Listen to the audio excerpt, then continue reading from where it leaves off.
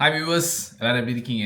நேற்று நான் போட்ட வீடியோவில் நான் போய் கமெண்ட்ஸ் எல்லாத்தையும் வாசிச்சு பார்த்தேன். பாரு பாரு பாரு எல்லா கமெண்ட்ஸையும் நீங்க பார்த்துருக்கணும், வாசிச்சிருக்கணும். வாலண்டியரா பீப்புள்லாம் ரெடியா இருக்காங்க உங்களை திரும்ப உள்ள அனுப்பி போட்டு தாக்குறதுக்கு எல்லாத்தையும். எனிவேஸ், நேற்று எபிசோட் எல்லாம் பார்த்தீங்கன்னா தெரியல, நான் பார்த்தேன் உட்காந்து. என்னங்க நடக்குது எனக்கு ஒண்ணுமே புரியல. ஒரு சிலர்லாம் உள்ள வந்து அஃப்கோர்ஸ் வர்றதுக்கு முன்னுக்கு வெளில எல்லாத்தையும் பார்த்துட்டு தானே வந்திருப்பாங்க. வந்தோடனே நீ எப்படி இருந்த உன்னை விட நான் பெஸ்டா இருந்தவங்க ஆப்வியஸ்லி எதுக்கு வெளியில அனுப்புறாங்க? மக்கள்கிட்ட ஓட்டுனால தானே வெளியில போனாங்க. ஸோ அப்படி இருக்கும்போது அவங்க உள்ள இருக்கவங்கள டாமினேட் பண்ணி அவங்க வந்து 100 டேஸும் சர்வைவ் பண்ணி உள்ள இருக்காங்க. ஆல்மோஸ்ட் கடைசி 6 கண்டெஸ்டன்டா என்னதான் இருந்தாலுமே கூட அவங்கள டாமினேட் பண்ணி இவங்க வந்து நீ அப்படி அப்படிங்கும்போது அதுவே கொஞ்சம் ரொம்ப ஓவரா இருக்கு. எஸ்பெஷலி வியானா வந்தோடனே சொன்னாங்க, விக்ரம் நீங்க வந்து ஒரு கன்னிங் கேம் பண்றீங்க, ஒரு கன்னிங் கேம். 50 டேஸ் வந்து எல்லாருக்கும் வந்து ஒரு நல்லவர் மாதிரி போர்ட்ரேட் பண்ணி எல்லார் கூடயும் வந்து ஒரு ப்ராப்ளம் சால்வரா இருக்கமா இருந்துட்டு அதுக்கப்புறம் நீங்க ஒரு சேஞ்ச் ஒன்று காட்டினீங்க பாருங்க, உங்களை விட நான் எவ்வளவோ மேலுங்க, நான் ரொம்ப ஹானஸ்டா இருந்தேங்க அப்படின்னு. உடனே சபரியை பார்த்து நீங்க என்னங்க மிக்சர் தானீங்க சாப்பிட்டுட்டு இருந்தீங்க, மிக்சர் சாப்பிட்டு இருந்த உங்களை மக்கள் கொண்டு வந்து டாப் 6ல வச்சிருக்காங்க, உங்களை விட நான் எவ்வளவோ பெஸ்ட்டுங்க அப்படின்னு. சாண்ட்ராவை பார்த்துட்டு, சாண்ட்ரா நீங்க அழுது அழுது அழுது நாடகம் போட்டே கடைசி 6க்கு வந்துட்டீங்க. நான் கொடுத்தா அப்படின்னு நினைச்சிருந்தா அழுது ஒரு பெட்ல ஒரு மூலையில இருந்து ஒரு மாதிரி ஒரு எமோஷனல் சீன் கிரியேட் பண்ணி இந்த மாதிரி ஒரு ஃபேக்கா வெளியில காமிச்சு நானும் உள்ள இருந்திருப்பேனே, நான் பண்ணலையே அப்படின்னு சொல்றாங்க. நான் அரோராவை பார்த்து நீங்க என் கூட தான் இருந்தீங்க, என் கூட நல்லா சிரிச்சு நல்லா ஜாலியா பேசிட்டு அந்த பக்கம் போயிட்டு எனக்கு பின்னுக்கு அங்க அப்படி இங்க அப்படி எவ்வளோ பேச்சு பேசியிருக்கீங்க, உங்க எல்லாரையும் விட நான் இருந்தா நான் தான் இன்னைக்கு கப்பு, எனக்கு தான் அது அப்படிங்கிற மாதிரி கதைச்சாங்க. என்னை பொறுத்தவரையில யாருக்குமே உள்ள வந்து யாரையுமே குறை சொல்ற அளவுக்கு எதுவுமே தகுதி இல்லை. வியானாவும் அப்படித்தான். வியானா உள்ள இருக்கும்போது வியானா யாருக்கு பின்னுக்கும் யாரையும் பேசலையா? என் வினோத்தை பத்தி எவ்வளவு பேசியிருக்காங்க, பாருவை பத்தி எவ்வளவு பேசியிருக்காங்க, பிரஜனை பத்தி எவ்வளவு பேசியிருக்காங்க, சாண்ட்ரா பத்தி எல்லார பத்தியும் பேசியிருக்காங்க. ஆப்வியஸ்லி உள்ள இருந்த எல்லாருமே எல்லார பத்தியும் ஒரு பாயிண்ட்ல எங்கேயோ எடுத்து வச்சுக்கிட்டு தான் இருக்காங்க. ஸ்ட்ரைட்டா ஃபேஸ்க்கு சொல்லாம இன்னொருத்தட்ட போயிட்டு அவன் பாரு மச்சான் அவன் அப்படி பண்றான், அவன் ஒரு கருத்து சொன்னா மட்டும் நான் அவனு கேட்டுக்கிட்டு இருக்கணும், நான் ஒரு கருத்து சொன்னா கேட்டுக்க மாட்டேங்கிறான். இன்னைக்கு எல்லாருமே உள்ள புலம்பிக்கிட்டு தான் இருக்காங்க. உடனே சபரி நீங்க அந்த சீனை பாத்தீங்கன்னு தெரியல,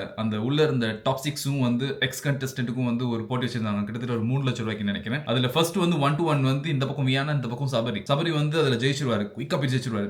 கடைசியா எப்படியுமே ஆப்வியஸ்லி அவங்க தோத்துருவாங்க, பட் ஆனா சபரி வந்து 1-1 ரொம்ப குயிக்கா அது வந்து முடிச்சிருவாரு. முடிச்சுட்டு எப்படி முடிச்சிட்டு பத்தியா அப்படின்னு அது வியானாவால எக்ஸெப்ட் பண்ணிக்கல. ஆப்வியஸ்லி அதை பார்க்கும்போதே தெரியுதுன்னு. உடனே வியானா போயிட்டு திவ்யா கிட்ட சொல்றாங்க, அவன் பாரு சபரி என்கிட்ட வந்து சொல்றான் எப்படி உங்ககிட்ட நான் 1-1 ஜெயிச்சிட்டேன் அப்படின்னு சொல்லிட்டு. உள்ள வந்து வெறும் போட்டி மட்டும் தானா? பிக் பாஸ்க்காக என்ன செஞ்சிருக்கான், பிக் பாஸ் வீட்டுக்காக என்ன செஞ்சிருக்கான், நான் எவ்வளவு செஞ்சிருக்கேன், இவன் என்ன வெறும் கேம் ஆடிட்டு இப்படின்னு சொல்றான். அப்படி பார்த்தா துஷார்லாம் எவ்வளவு கேம் விளையாடுவான் அப்படின்னு நம்ம எல்லாருமே நல்லாவே பார்த்திருக்கோம். இந்த பிக் பாஸ் ஃபினாலே டாஸ்க் ஆரம்பிச்ச டேல இருந்து சபரியோட பெர்ஃபார்மன்ஸ்லாம் எப்படி இருந்துச்சுன்னு சொல்லி எல்லாத்துலயுமே 100% கொடுத்திருந்தாங்க. ஸ்பெஷலி யாருமே குறை சொல்லல. ஈவன் அந்த பால் அடிக்கும் போதும் சரி, வேற ஏதாச்சும் ட்ரிகர் பண்ணும்போதும் சரி, அண்ட் அந்த எல்லாரும் பிடிச்சி ஜம்ப் பண்ணி பண்ணும்போது முத மாட்டது சபரி தான். ஈவன் அதுக்கப்புறம் வந்த கம்ருதீன் கூட அது ஒரு பெரிய பிரச்சனையா எடுத்துட்டு வந்து வச்சு அப்சா புச்சான்னு கத்திக்கிட்டு இருந்தாங்க. பட் ஆனா சபரி அதை கூட ஒரு பிரச்சனையா சொல்லல, அதை கூட ஒரு ஸ்போர்ட்டிவா அவ்வளவு எடுத்துக்கிட்ட மனுஷன். ஈவன் கடைசி சாண்ட்ரா விழும்போது கூட ஆல்மோஸ்ட் 45 ஸ்கோர்ல இருந்த மனுஷன், 45 42 நினைக்கிறேன், அவ்வளவு இருந்தும் கூட கீழே இறங்கி வந்து ஹெல்ப் பண்ண மனுஷன். சோ அவ்வளவு ஸ்போர்ட்டிவா இருக்க மனுஷனை வந்து உடனே அப்படி கூட சொல்லக்கூடாது அப்படின்னு சொல்லிட்டு. அப்படி பார்த்தா வியானா வந்து ஆப்வியஸ்லி அவங்க என்ன செஞ்சாங்க பிக் பாஸ் வீட்டுக்கு, இல்லைன்னா காம்படிஷன்ஸ் தவிர வேற என்னென்னமோ பண்ணேன் அப்படின்னா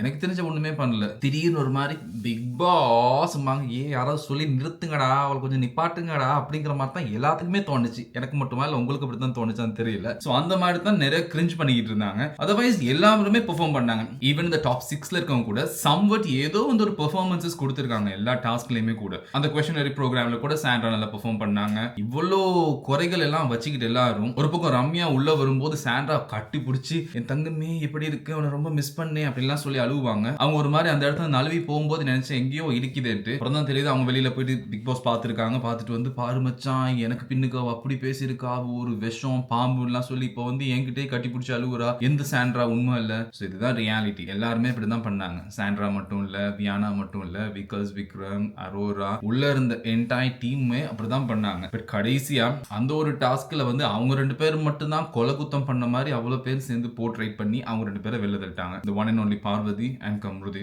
ஏன்னா அவங்க 2 பேரும் டஃபஸ்ட் கண்டெஸ்டன்ஸ். மேபி இது கூட ஒரு ஸ்ட்ராட்டஜின்னு கூட எனக்கு இப்ப விளங்குது. அந்த ஒரு ஹீட் அப் மூவ்மெண்ட்ல எல்லாருக்குமே வந்து கோவம் வந்துச்சு, எல்லாருமே வந்து பரபரன்னு இருந்துச்சு. ஈவன் உள்ள வந்திருந்த பிக் பாஸ் வீக்கெண்டுக்கு வந்திருந்த ஆடியன்ஸ் கூட வந்து ரொம்ப எமோஷனல் ஆகியிருந்தாங்க. அவங்க 2 பேரும் வெளில அனுப்பும்போது சேர் அப் பண்ணி எல்லாருமே சந்தோஷப்பட்டாங்க. பட் அதை கொஞ்சம் ஆற போட்டு அதுக்கப்புறம் போற எபிசோட்ஸ் எல்லாம் பார்க்கும்போது இந்த வெளியில இருந்து வந்த எக்ஸ் கண்டெஸ்டன்ட் உள்ள பேசுறதுலாம் வச்சு பார்க்கும்போது கிளியரா தெரியுது பார்வதி அண்ட் கம்ருதீன் பண்ணதெல்லாம் அவ்வளவு பெரிய மிஸ்டேக்னு சொல்ல முடியாது. கால் வச்சு தள்ளுறது ஒரு பெரிய தப்பு, பெரிய பாவம். அதுவும் ஒரு பொண்ணு அப்படி தள்ளி இருக்க கூடாது. அது அன்எக்செப்டபிள். ஸ்டில் ரெட் கார்டு கொடுக்கிற அளவுக்கு அது அவ்வளவு வேல்யூ இல்ல. அவங்கள ஸ்டில் உள்ள வச்சிருக்கலாம். அப்பதான் கொஞ்சம் கேம் காம்படிட்டிவா இருக்கும். யாருமே இல்லாம தனியா ஓடுறது என்ன ரேஸ்? ஏதாச்சும் கூட ஒரு காம்படிட்டிவான ஒருத்தர் ஓடும்போது தான் நம்ம அதை ஜெயிக்கிறதுக்கான ஒரு வொர்த் இருக்கும். அப்படி இல்லைன்னா எதுக்கு? சோ அதனால அவங்க வந்து ரெட் கார்டு கொடுக்காம பார்வதியின் கம்ருதீனை உள்ள வச்சிருந்திருந்தாங்கன்னா கண்டிப்பா இது வந்து ஒரு நல்ல ஒரு ஃபேர் கேமா போயிருக்கும். ஈவன் இன்னும் டஃபா இருந்திருக்கும். இந்த லாஸ்டா கொடுத்த ஃபினாலே டாஸ்க் எல்லாமே வந்து இன்னும் ஒரு மாதிரி டஃபா போயிருக்கும். ஜாலியா போயிருந்திருக்கும். இன்ட்ரெஸ்டிங்கா போயிருந்திருக்கும். அது விட்டு இப்ப எக்ஸ் கண்டெஸ்டன்ட்லாம் உள்ள வந்து இவங்களையும் தான் டார்கெட் பண்றாங்க. எல்லாரையும் தான் பேசுறாங்க. வினோத் அவர்களையும் ஏசுறாங்க, சபரி அவர்களையும் ஏசுறாங்க, அண்ட் விக்டர்ஸ் விக்ரம்